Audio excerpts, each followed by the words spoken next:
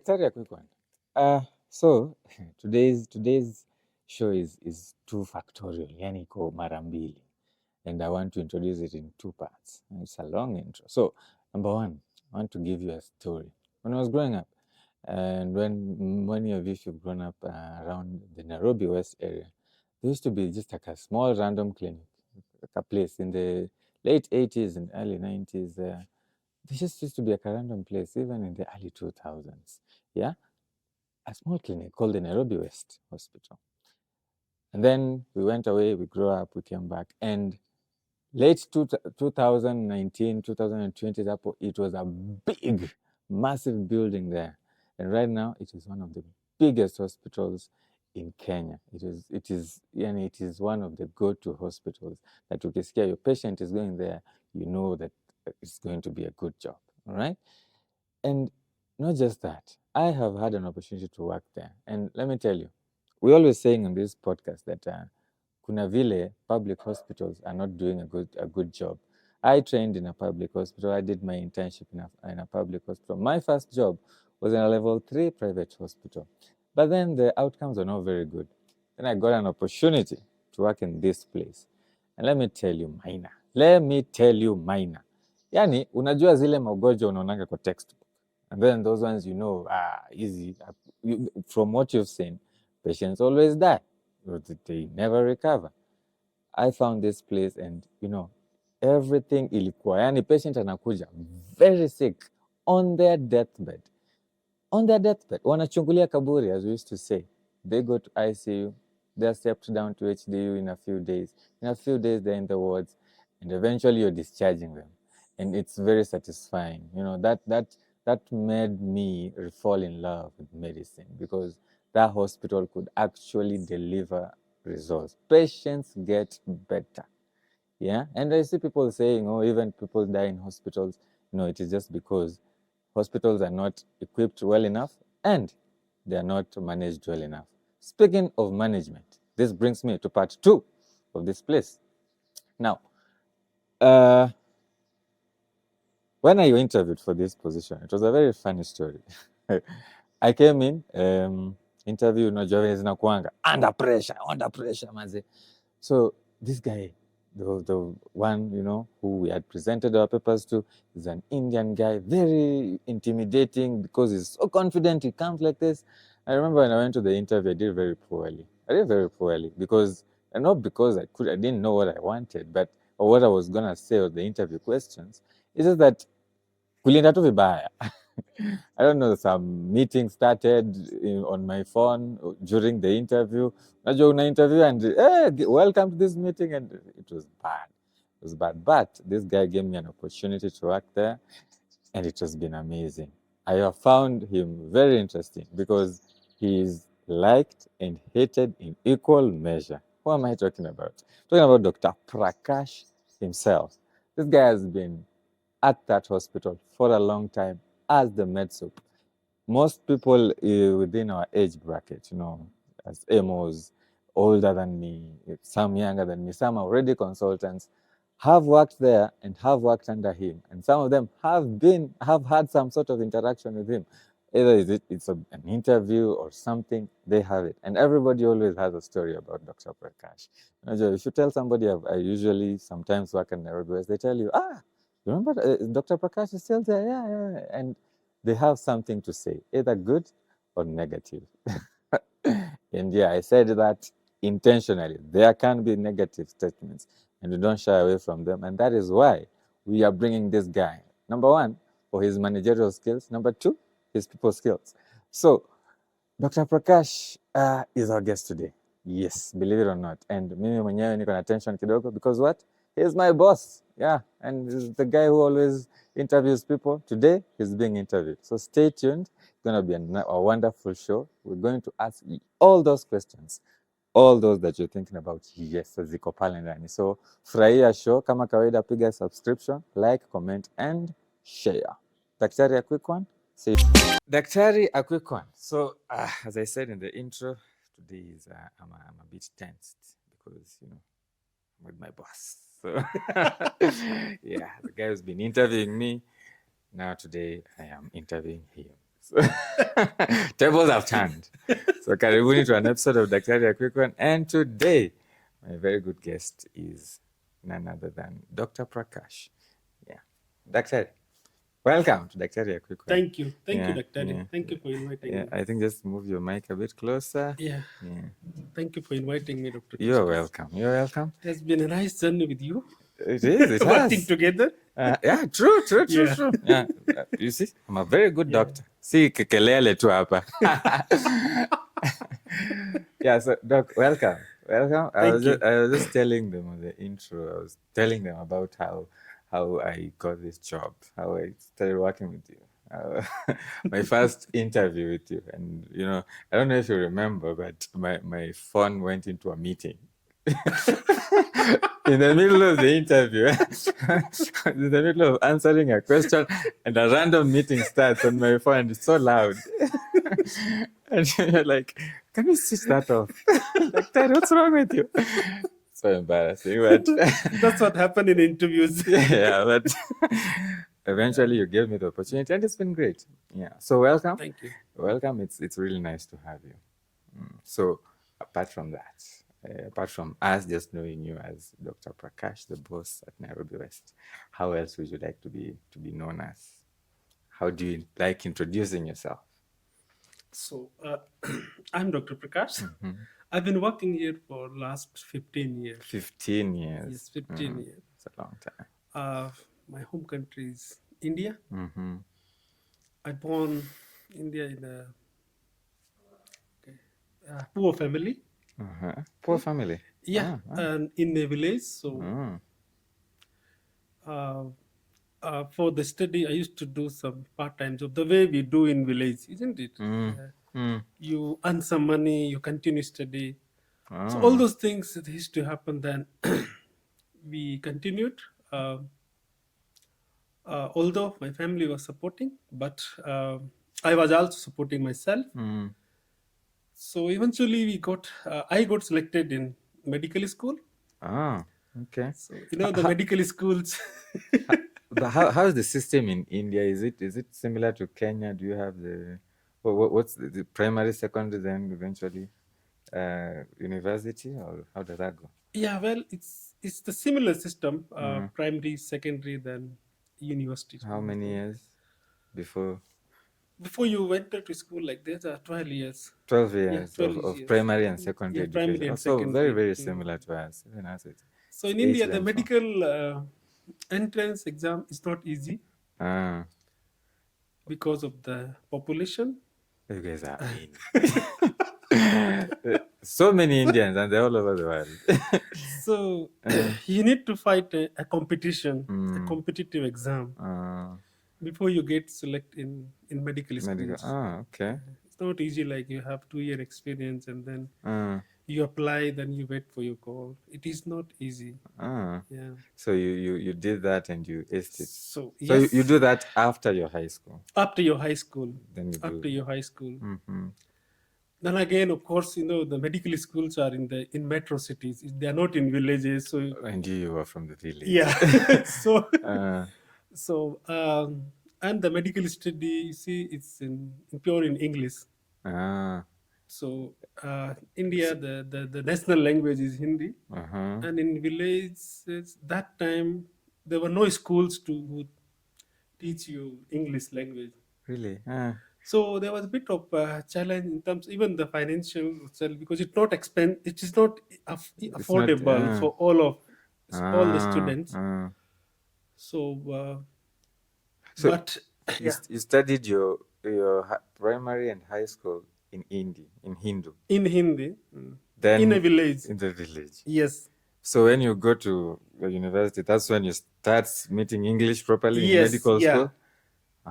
Wow. So it was very difficult. I can imagine. You just keep cramping. I can imagine. Wow. Wait, is there like subject called English when you study the English language? Yes, it is in private schools, but not in government school. Oh, wow. But now the education system in India it has changed. It has been changed completely because there is compulsory subject, which is English now. English is there now. Yeah, that time there was no, the Hindi was compulsory. So What, you must learn Hindi. Oh, you must learn Hindi. You must learn Hindi. But no English. No English. So it was challenging. It was challenging. So do you do like an English course before now you start medical school, or? No, there's nothing like English course. You just start. You just push yourself and start doing what you want to do. Wow, and then you start learning.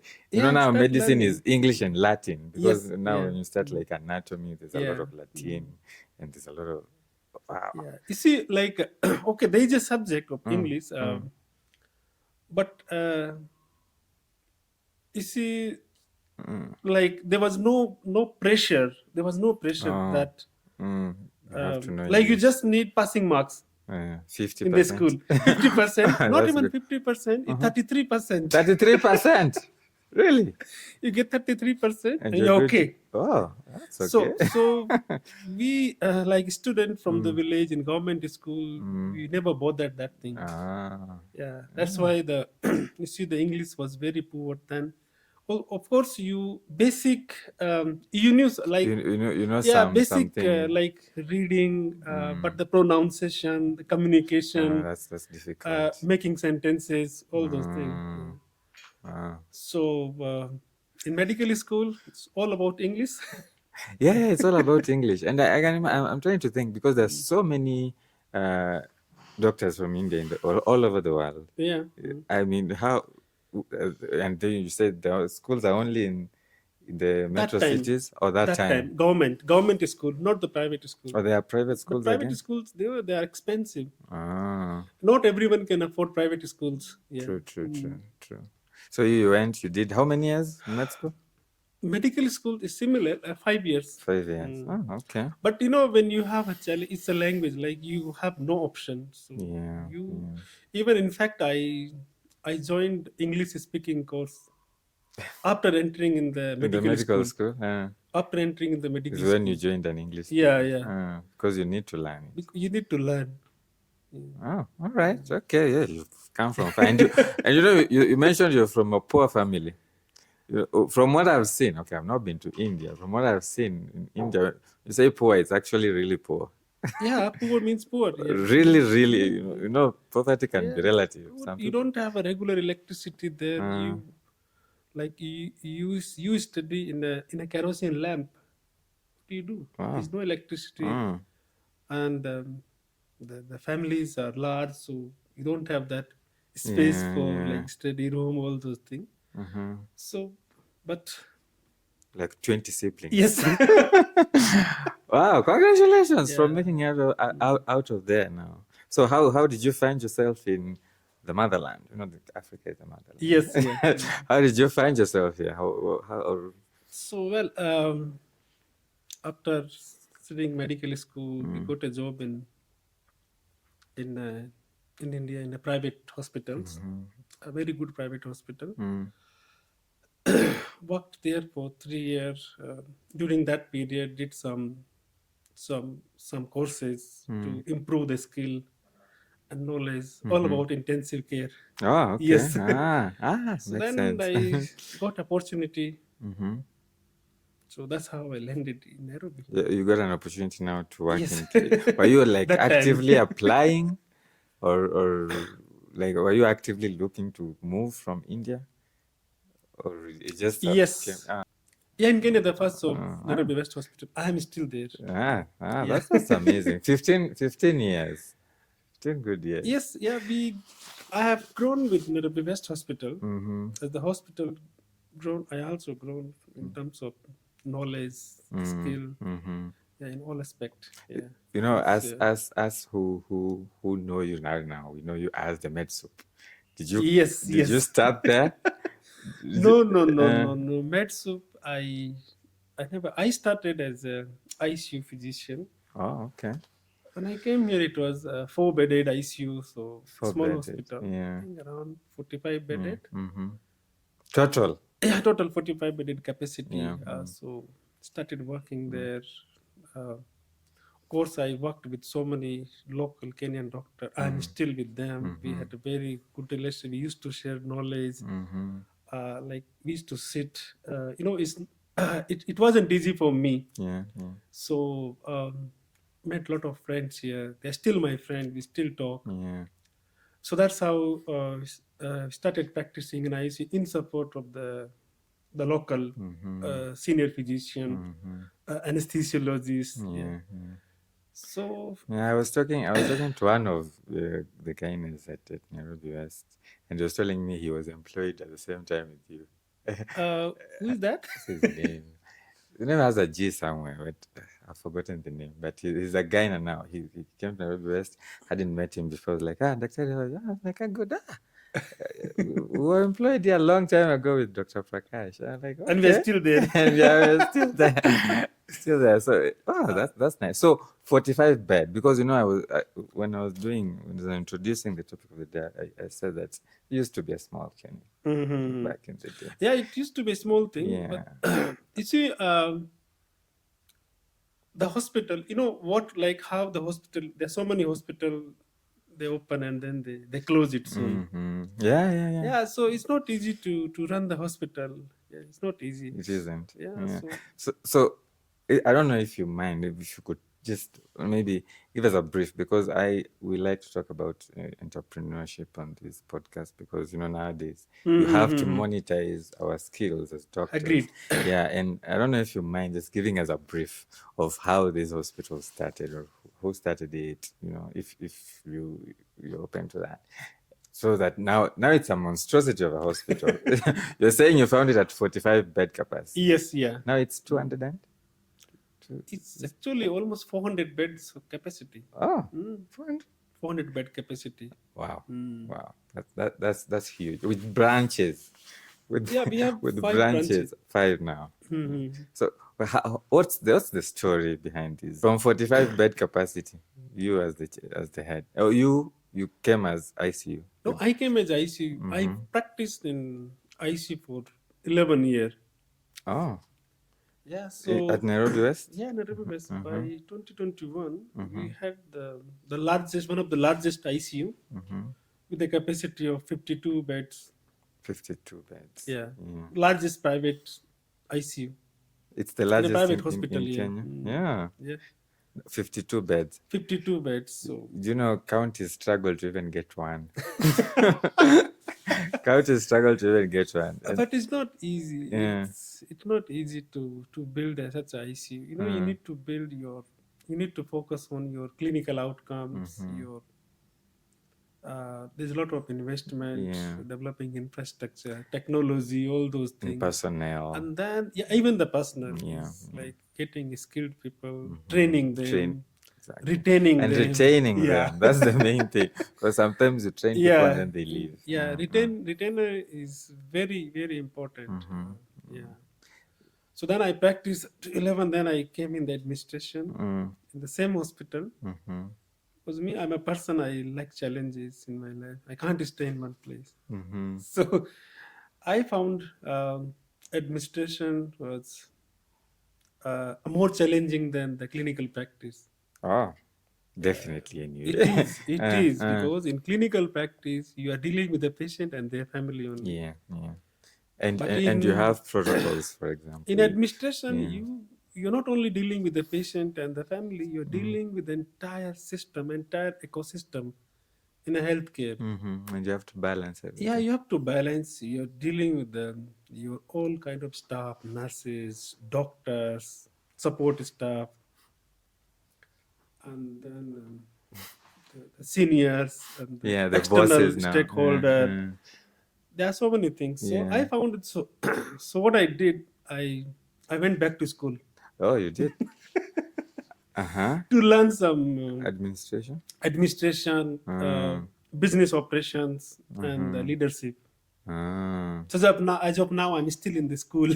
Oh, doing leadership. Yes, What does it take? I mean, because as you said, it's not easy. But before you tell us what it takes, what was your motivation? You said you wanted a new challenge, but why didn't you think of a challenge maybe on the clinical side? You wanted a bigger challenge. Yeah, I wanted a bigger challenge. In fact, that's how I've been doing. Like even when I was in clinical practice, uh, I was getting myself in so many things. Leadership things. Yeah, leadership thing. So Yeah. you felt you were drawn more Yeah, towards being and then leader. Practicing in ICU is not easy. You can't work in like forever. You cannot work. It's a very stressful environment in a hospital. Yeah.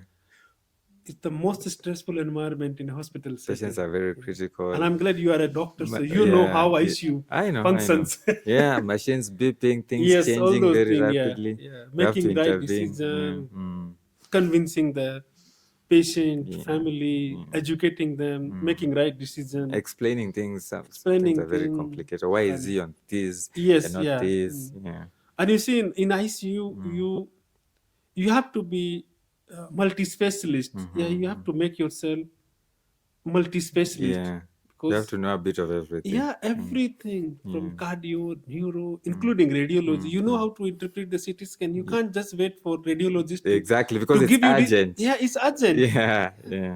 Yeah, you need to like you can't wait for the cardiologist to give you the ejection fraction of a patient.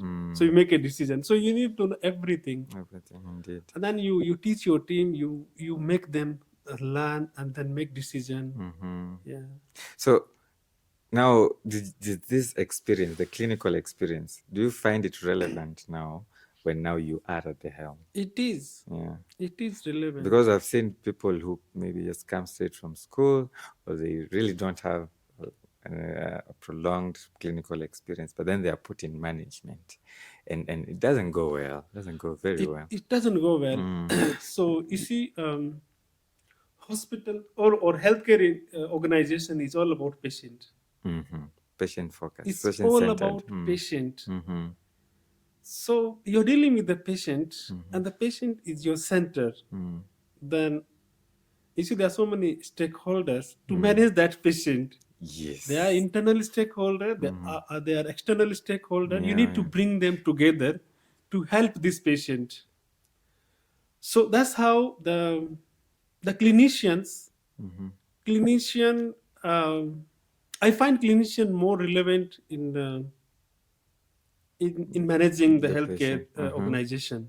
Okay. Clinician. Yeah. Once you've had that, you've been with experience, you know what you're dealing with. Yeah, what you're dealing. So not in all aspect. You see, the healthcare industry is it's not only clinician. There you need expertise as well. You need expertise finance in people. Finance. You need expertise in operations. So it's a hybrid system. It's a hybrid system. But the person who is like managing the clinical operation needs to be a clinician. Need to be a clinician with some experience. With some experience in leadership, because in operations. I've worked in other places and I've seen because you, for example, when you are at the hospital, you do your rounds, you come, you see patients. You even when you come to the wards, you ask, who is the critical patient here, and you know what should be done, and you can advise the younger doctor, do this. I've seen healthcare, the medical superintendents who never set foot in the wards. They're so out of touch, and then then their job becomes very difficult because it's like they're disjointed. That's what I liked about your style of leadership, because you're there, you know almost everything that's going on. Critical patient. Is there still a passion towards It's a this? passion. It is a passion. It is a passion. You see, for me, I don't spend my whole time in administration. It's my passion, and this what it takes me out of the office to go and see the patient bedside, not only the file.